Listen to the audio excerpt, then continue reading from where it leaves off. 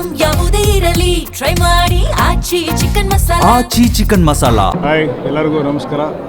The rise of Ashoka ಒಂದು ಅದ್ಭುತವಾದಂಥ ಹೋರಾಟದ ಕತೆ, ಅದ್ಭುತವಾದಂಥ ಆ್ಯಕ್ಷನ್ ಡ್ರಾಮಾ, ಅದ್ಭುತವಾದಂಥ ಎಮೋಷನಲ್ ಡ್ರಾಮಾ, ಮನಸ್ಸಿಗೆ ಭಾಳ ಹತ್ತಿರ ಆಗುವಂಥ ಸಿನಿಮಾ. ಐ ಥಿಂಕ್ ಒಂದು ಬರೀ ಪರ್ಫಾರ್ಮೆನ್ಸಿಂದನೇ ಪಾತ್ರಗಳಿಂದ ಲೀಡಿಂದ ಒಬ್ಬರು ಸ್ಟಾರ್ ನಟರಾಗಿ ಬೆಳೆದಿರೋರಲ್ಲಿ ನನಗೆ ತುಂಬ ಇಷ್ಟ ಆಗೋರು ಅಂದರೆ ಸತೀಶ್ ಅವರು.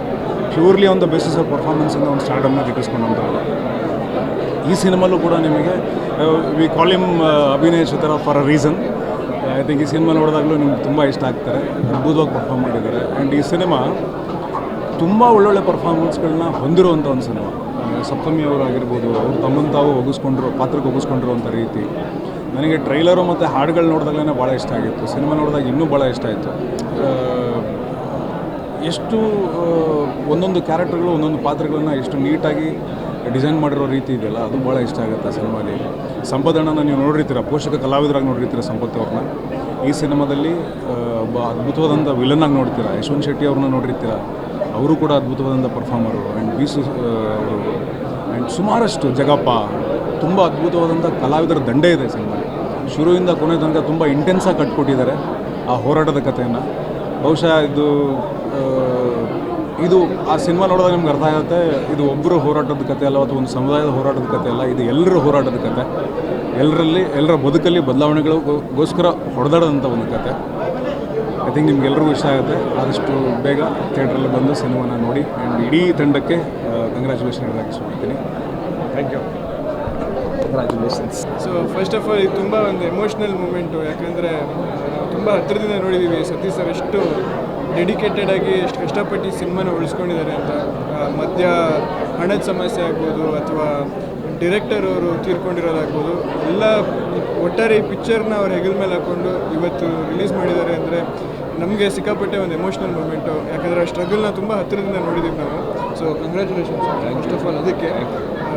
ಆ್ಯಂಡ್ ಎಲ್ಲರೂ ಬಂದು ಪ್ರೀಮಿಯರಲ್ಲಿ ಸಿನಿಮಾ ಸಕ್ಕತ್ತಾಗಿದೆ, ಸಿನಿಮಾ ನೋಡಬೇಕು ಅಂತ ಹೇಳ್ತಾರೆ, ಅದೇ ಕ್ಲೀಶೆ ಆಗಿಬಿಟ್ಟಿದೆ. ಬಟ್ ಈ ಸ್ಟ್ರಗಲ್ನ ನನ್ನ ಪಿಕ್ಚರ್ ನೋಡ್ತಾ ಫುಲ್ ಎಮೋಷ್ನಲ್ ಆಗಿದೆ ಸರ್. ಅದಕ್ಕೆ ಸರ್ ಇದು ನಿಜವಾಗ್ಲೂ ನಿಮ್ಮ ಜರ್ನಿ ಎಷ್ಟು ನೋಡಿದೆ, ತುಂಬ ಹತ್ತಿರದಿಂದ ನೋಡಿದ್ವಿ. ಹ್ಯಾಟ್ಸ್ ಆಫ್ ಸರ್ ಅದಕ್ಕೆ.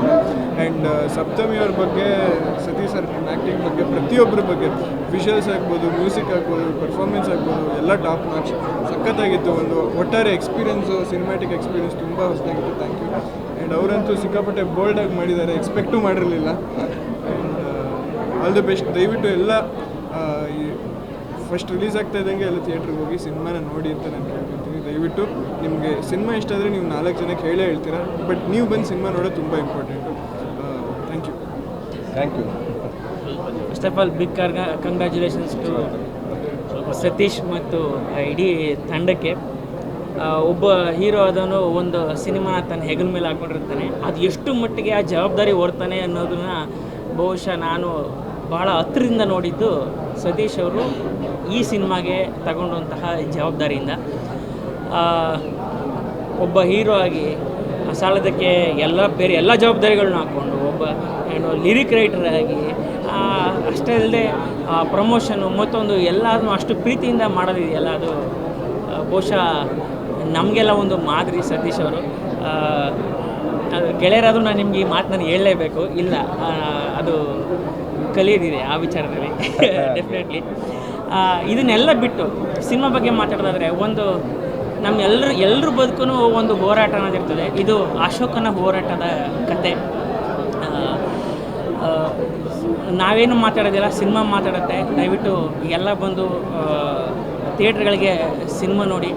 ಇವನು ಹೇಳ್ದಂಗೆ ನೀವೊಬ್ಬರು ನೋಡಿದ್ರೆ ನೀವೇ ಇನ್ನೂ 4 ಜನಕ್ಕೆ ಹೇಳ್ತೀರಾ. ಮತ್ತು ಬಿಗ್ ಕಂಗ್ರ್ಯಾಚುಲೇಷನ್ ಸಪ್ತಮಿ. ಸಿನಿಮಾಯಿಂದ ಸಿನಿಮಾಗೆ ಬೇರೆ ಬೇರೆ ಥರ ಪಾತ್ರಗಳನ್ನ ಮಾಡ್ಕೊಂಡ್ಬರ್ತಾ ಇದ್ದಾರೆ.